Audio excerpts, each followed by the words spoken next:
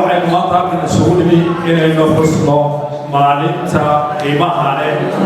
ee maalinta dhaqaatiirta xanaanada xoolaha ee adduunka inagoo dunidii qayb ka ah maanta waxaanu halkan isugu nimi inaanu u hambalyayno ama ku dhiirigelinno dhaqaatiirta xanaanada xoolaha ee haya shaqada adag ee had iyo habeenba u taagan si ay u caafimaadin lahaayeen xoolaheena nooc kastuu yahayba marka hore waxaan idin leeyahay dhammaantiin hambalyo hambalyo hambalyo waxaan kaloo halkan u istaagay inaan ku soo dhoweeyo dhammaan kasoo qaybgalayaasha munaasabadan qiimaha iyo qaayaha leh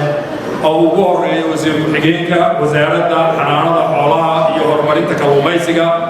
agaasimaha guud ee wasaaradda deegaanka iyo isbeddelka cimilada dhaqaatiirta kala duwan ee wasaaradda xanaanada xoolaha hay-adaha aanu bahwadaagta nahay ee nagala shaqeeya caafimaadinta xoolaha dhammaantiin mar labaad baan idin salaamayaa munaasibadani runtii inkastoo ay bilaabatay taariikhdeeda haddaanu dib ugu noqonno 2000 haddana dhowr jeer baa wasaaradda xanaanada xoolaha ee horumarinta kalluumaysiga la qabtay munaasabadan oo kale laakiin maanta waxaa inoo suurto gashay 2023 inaanu dib u soo celinno munaasabadda si ay dhiirigelin iyo dardargelin ay u noqoto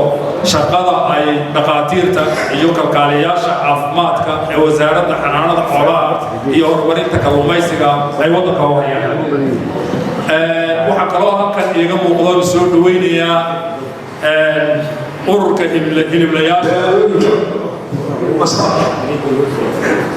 ururka hiliblayaasha nafaqo iyo kawaanka maandeeq oo iyagana halkan fadhiya run ahaantii dhammaantiin waa idin soo dhaweynayaa xafladana way inoo furan tahay asalaamu calaykum waraxmat ullaahi wabarakatu